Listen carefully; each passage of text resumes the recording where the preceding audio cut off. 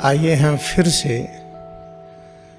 उस मार्ग पर चलने के लिए और अच्छी तरह पूरी भक्ति के साथ, पूरे सामर्थ्य के साथ संकल्प लें। हमारा मार्ग क्या है? हम ईश्वर की संतान हैं। हमारा वही रास्ता है, वही मार्ग है, वही शिक्षा है जो हमें पैगंबर की स्थिति पर पहुंचा दे। पैगंबर कहते किसको हैं? जैसे महात्मा गांधी पैगंबर है। इस युग के पैगंबर महात्मा गांधी, लाहिड़ी महाशय, स्वामी तेश्वर गिरी, परमहंस योगानंद, ये सब पैगंबर की श्रेणी में ही हैं। और इसके पहले आइए कबीर साहब, नानक देव जी। इसके पहले आइए ईसा, मूसा, बुद्धा, मोहम्मद साहब, ये सब पैगंबर हैं। और इसके पहले आइए भगवान राम और कृष्ण। तो हम सब का लक्ष्य है कि हम सभी लोग भगवान राम और कृष्ण के रूप में हो जाएं। भगवान राम के बारे में देखिए, अगर हम ये मान लें कि जो लिखा है सच है, इसकी आध्यात्मिक व्याख्या की गहराई में ना आए कि भगवान राम जंगल भेजे गए, जिसके कारण जंगल गए, मंथरा और कैकेयी दोनों को बहुत सम्मान दिया। भगवान राम ने कभी शिकायत नहीं किया। सीता ने गलती किया, उनकी गलती की वजह से रावण उठा ले गया। कभी राम ने उनको डांटा नहीं कि तुम्हारी वजह से हमारी ये दुर्दशा हुई।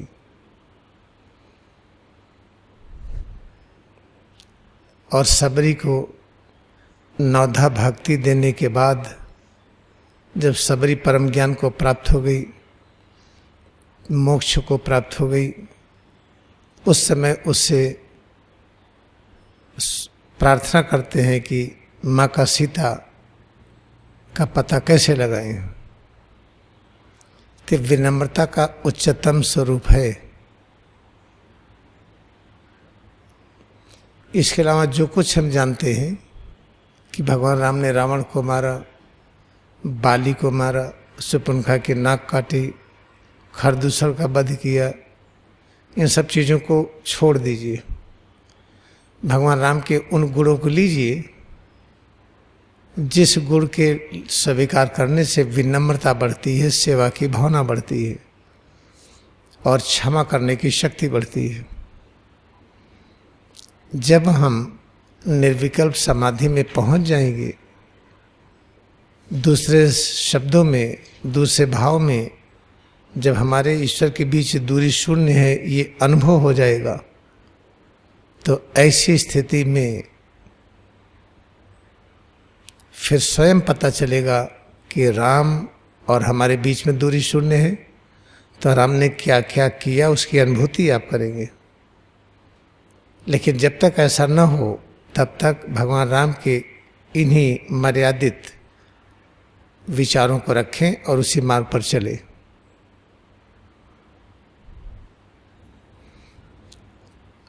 और आइए दूसरी चीज, उस मार्ग पर चलने के लिए हम क्या करें। महाभारत जब पढ़ते हैं तो उसमें सभी का मत है, लाहिड़ी महाशय का छोड़ करके, स्वामी तेश्वर गिरी को छोड़ दीजिए, महात्मा गांधी को छोड़ दीजिए, परमहंस योगानंद, स्वामी तेश्वर गिरी, लाहिड़ी महाशय, महात्मा गांधी, इन सब के विचार वही हैं जो हम आपको बताते हैं। इनके अलावा बाकी की यही एक मत है कि रावण और ये कौरव और पांडव में लड़ाई हुई थी। भगवान कृष्ण ने अर्जुन को प्रेरित किया कि लड़ाई करो, और लाखों का संहार हो गया। और कृष्ण के बारे में जितनी चीज़ों का प्रचार हुआ है, उन सब प्रचार को लेकर के उस मार्ग पर चलेंगे तो चल नहीं पाएंगे। जैसे रुक्मणी को हर ले गए, मंदिर से उठा ले गए, तो क्या इस मार्ग पर चल पाएंगे? नहीं चल पाएंगे। और तरह तरह की बातें उनके बारे में। इसलिए भगवान कृष्ण को समझना बड़ी टेढ़ी खीर है जब तक उनकी शिक्षा को न मानिए। भगवान कृष्ण क्या शिक्षा देते हैं कि शरीर ही ये राष्ट्र है, और जब तक इस राष्ट्र को हम सुरक्षित करने का नियम नहीं जान जाते हैं तब तक जिसे हम देश कहते हैं, राष्ट्र कहते हैं, जैसे भारत राष्ट्र, पाकिस्तान राष्ट्र, बांग्लादेश, चीन है, अमेरिका है, कनाडा है, ये सब राष्ट्र है, तब तक इनको हम व्यवस्थित नहीं कर पाएंगे। तो सिर से पैर की अंगुली को ये जो स्वरूप है इसी को राष्ट्र कहा है। यही हमारा देश है। इन सबको जब हम पढ़ करके याद करते हैं तो गलत अर्थ लगाते हैं। जब गलत अर्थ लगाते हैं तो उसी दिशा में बह जाते हैं, फिर हम अपने पथ से भटक जाते हैं। हमारा पथ क्या है कि हम ईश्वर की संतान हैं, पैगंबर के रूप में रूपांतरित हो। जैसे जैसे रामचरितमानस, महाभारत, श्रीमद् भगवद गीता ये सब पढ़ते हैं, वैसे वैसे हम इस विचार से कन्विंस होने लगते हैं कि बिना लड़ाई किए शांति नहीं है। भगवान राम को भी लड़ाई करना पड़ा, कृष्ण को भी करना पड़ा, सारे देवता और राक्षस आपस में लड़े। इसीलिए इस देश में एफआईआर बंद नहीं हो रही है, क्योंकि शास्त्रों की गलत व्याख्या हुई है। महात्मा गांधी शास्त्रों की वही व्याख्या करते थे जो स्वामी तीश्वर गिरी करते थे, जो लहरी महाशय करते थे, जो परमहंस योगानंद करते थे, जो लहरी महाशय के शिष्य द्विशरीरी संत प्रणवानंद करते थे। वही व्याख्या महात्मा गांधी ने किया है। महात्मा गांधी 100% आध्यात्मिक पुरुष थे। जब 100% आध्यात्मिक थे इसलिए सच्चे राजनीति में भी थे, सच्चे बिजनेसमैन थे, कैसे देश को धनी बनाए। सबसे बड़े सामाजिक कार्यकर्ता थे, कैसे समाज को जोड़ें। तो हम क्या करें कि हम पैगंबर बने, उसके लिए कुछ आपको बताते हैं। What is the important point for all of us? Let us again rearrange our schedule for better journey towards our ultimate aim. What is our ultimate aim? We are children of God. We have to reach to the prophet consciousness. What is the meaning of prophet? Like Jesus and Buddha, like Ram and Krishna, present prophet, latest prophet, Lahiri Mahasaya, Swami Yukteswar Giri, Paramahansa Yogananda, these are all are prophets, Mahatma Gandhi. Then how to reach to that height? When we try to learn scripture, we don't understand. When we are learning about Ram, try to see in the life of Ram, he demonstrated highest humbleness. Even to the servant, he practiced to bow down. In the same way, Krishna did all sweeping work. When there was a feast, he has taken the work how to wash the plates. Therefore remember, but when we read scripture, we do not understand. We get misunderstanding. Because of misunderstanding, we start following them, that Ram killed Ravana, Ram killed Bali, Ram cut the nose of Supankha, so many things. And Krishna also, he convinced Arjuna to have big war, and many hundred thousands were slaughtered. When try to follow the Krishna and Ram, then what we will do? If Ram and Krishna could not solve problem without fighting, without killing and murder, how can we do it? In reality, this is not true. Until you reach to the state of Nirvikalpa Samadhi, when you have Nirvikalpa Samadhi state, then you experience Ram and Krishna within our own consciousness. We experience prophets of all ages and life within our own consciousness. Then we will realize true. that Ram never killed Ravana, Ram never killed Bali, Krishna never initiated war. Therefore, it is our most important aim that we should continue our journey towards the ultimate point. What is that ultimate point? To reach to the height of Prophet. Now, I would like to explain some small important guidelines. What are the problems that we are not able to have journey in the best way? How to get it? आइए हम अच्छी तरह से समझें जो हमारी यात्रा इसको बहुत अच्छी तरह कैसे पाए हम, क्या गड़बड़ी है। पहला आइए कृपाचार्य। कृपाचार्य को अविद्या कहते हैं। हम लोग कृपाचार्य से गाइडेड है, ये तो सबसे बड़ी दिक्कत है। कृपाचार्य है कौन, अविद्या है कौन? जब हम विश्वास करते हैं कि ठोस और द्रव दो है, ठोस, द्रव, गैस, atom, molecule, energy, visual, invisual, they are various structures, different structures. This is called ignorance. What is the truth? That one eternal consciousness, which is invisible, omnipresent, is manifesting in the form of all kinds of energies, visible and invisible, all kinds of radiations, all kinds of atom and molecules, all kinds of creation. Okay, we listen it, we accept it, we speak, we write. No, but you have to live this. How to live this? Journey will start from head to toes. I have to walk. I have to go 10 miles away. I don't jump from here to 10 miles away. I start moving my leg and my arm, my body. Journey starts with the movement of head to toes. In the same way, journey starts how to live.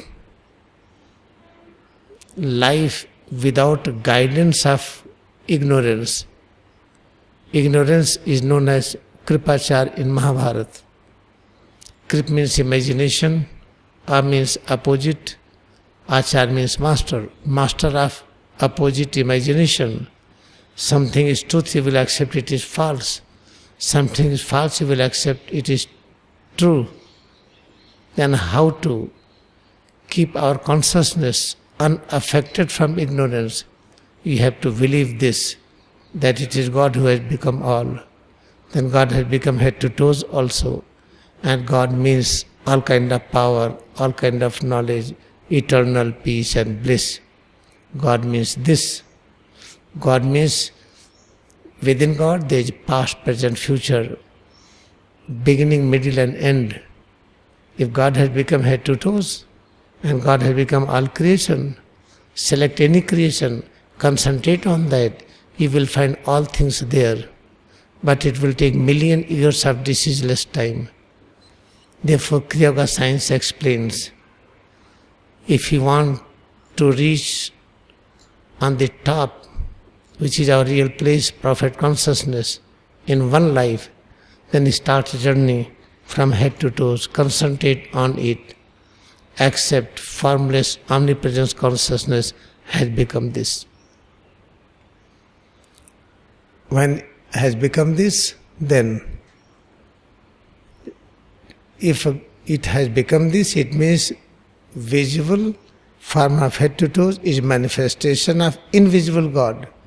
If somebody will say, oh, you are ugly, become affected, it means you have not accepted God has become this. Suppose that here is a diamond. If somebody will say, oh, it is clay, oh, it is a stone, but you know it is diamond, it is gold, it is platinum. If they will say, you will not fight, you will not have depression, you will not have tear in eyes, because that person is telling diamond as a clay, because you know it is diamond. In the same way we listen it, God has become all, but we don't live this. What is the proof that we are living it? And somebody will say, you are ignorant, you are very ugly, You do not have human life. You are a murderer. You are a bad person. You speak lie.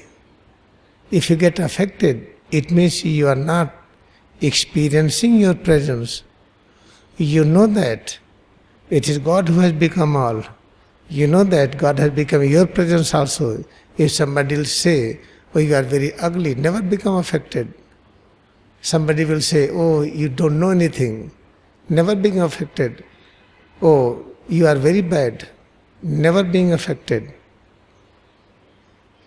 Whatever anybody use the language, foul language and criticize you, if you have no effect from inside, it means you have accepted that God has become your presence. If somebody keep on appreciating, oh, you are very great, then you start changing your face, oh, that you like it. It means before you are not knowing that you are very great. If already you know that your presence is having infinite value. It is God who has become your presence. If somebody appreciates, if you like it, it means you have not accepted this, that God has become your presence. Now what is the conclusion? If anybody say you are good or bad, still you should have the best relation with that person. Our best relation with that person should not be affected by behavior of that person. What is the best relation? How should I accept you? God has become you. Then God has become me also. Then I have to serve you. I have to serve you maintaining my own existence with the truth. That head to toe what I feel is presence of God. Accepting this, experiencing this, then start serving others. This is the fastest way how to live without effect of ignorance, avidya, कृपाचार। अच्छी तरह से याद रखिए, जो सबसे बड़ी बाधा है कि पैगंबर बनने में जो बाधा पड़ती है वह है कृपाचार्य की, जिसको अविद्या कहते, कृप कल्पना, उल्टी कल्पना के आचार्य, सही को गलत, गलत को सही। ये बाधा डलती है। जैसे हम क्या गलती जानते हैं कि पत्थर अलग, पानी अलग, हवा अलग, पेड़ अलग, जानवर अलग, हम आप अलग अलग। यही तो कृपाचार्य है। हम सब एक ही परम तत्व के बने हैं। और कौन सा परम तत्व है? जो सर्वव्यापी, सर्वशक्तिमान, जो स्पिरिट है, जो परब्रह्म है, वो स्वयं सब रूपों में प्रकाशित हो रहे हैं। वो स्वयं आपके रूप में प्रकाशित हो रहे हैं, वो इस रूप में प्रकाशित हो रहे हैं। जब ये स्वीकार कर लेंगे तो अविद्या हमें बाधा नहीं पहुंचा पाएगी। अविद्या को इग्नोरेंस कहते हैं।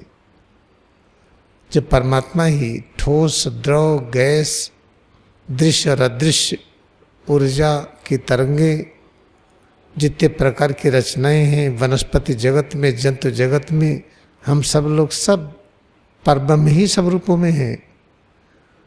तब सबका सम्मान करेंगे, सबकी सेवा करेंगे हम। ये है जीवन जीने का तरीका। जब इस तरह से हम जीवन व्यतीत करेंगे तो अविद्या हमें मार्ग से भटका नहीं पाएगी। इसलिए हम लोग अच्छी तरह से डिसाइड कर ले कि अब अविद्या से हम भटकेंगे नहीं। ये हल्कापन, भारीपन, मैंने कड़ा किया, हाथ ढीला किया, कड़ापन, ढीलापन दो अनुभूतियाँ नहीं, एक ही अनुभूति है। वही परम तत्व कड़ेपन के रूप में, वही परम तत्व ढीलेपन के रूप में। गर्मी लग रही, सर्दी लग रही है। गर्मी लगती तो होता क्या है? सिर से पैर की उंगली तक ये जो कुछ हम अनुभव कर रहे हैं, ये परम तत्व की अनुभूति है, परब्रह्म की अनुभूति है, जिसको कहते हैं गर्मी लग रही है। अब जाड़ा लग रही है। गर्मी और जाड़ा लगने का दोनों एक ही परब्रह्म की अनुभूति है। जब गर्मी को अलग, जाड़े को अलग मानेंगे तो अविद्या से प्रभावित हैं। फिर हम पैगंबर की दिशा में जाने में बड़ी कठिनाई होगी। इस चीज को अच्छी तरह से याद रखिए कि हम लोग अविद्या के चंगुल में न फंसने पाए। जितनी भी रचनाएं हैं हम सबका सम्मान करें, सबका सम्मान तब कर पाएंगे जब सिर से पैर की अंगुली तक इसमें होने वाली अनुभूतियों का सभी का सम्मान करें। अब पसीना निकल रहा है, जाड़ा लग रही है, गर्मी लग रही है, ये प्रत्येक अनुभूति यही परब्रह्म की अनुभूति है। आज परब्रह्म गर्मी के रूप में है, फिर परब्रह्म ठंडी के रूप में है, अब पसीना निकल रहा है, इस रूप की अनुभूति करिए। पसीना निकला फटाफट पोछे, क्यों पोछ लेते हैं? इसका मतलब कि हम कृपाचार्य से गाइडेड हैं। तो क्या करें, पसीना पोछे ना, अब पसीना चूता रहेगा। अगर आँख खोलने में बाधा हो रही है तो पोछ लीजिए। इस भाव से न पूछिए कि पसीना ठीक नहीं है। थोड़े समय के बाद पसीना से चमड़े पर सूख जाता है, तो पोषक तत्व है चमड़े का, लेकिन पोषक तत्व इतना न इकट्ठा हो कि बैक्टीरिया वायरस वहाँ पर आ जाए। इसलिए प्रतिदिन हम जो भगवान का रूप जल के रूप में है उसको शरीर पर डाल करके उसको मलते हैं।